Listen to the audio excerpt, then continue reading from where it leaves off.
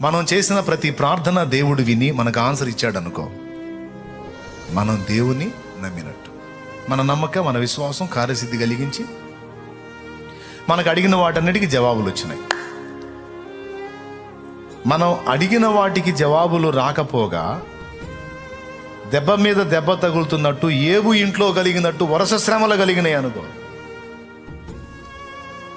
దాని అర్థం ఏంటో తెలుసా? నువ్వు దేవుణ్ణి నమ్మలేదని కాదు, నువ్వు నమ్మావు. అయినా శ్రమలు వస్తున్నాయి, అయినా ఇబ్బందులు వస్తున్నాయి, అయినా దెబ్బ మీద దెబ్బ తగులుతుంది. ఎందుకని? నేను దేవుణ్ణి నమ్మక ఇట్లా వస్తుందంటే, లేదు నమ్మావు.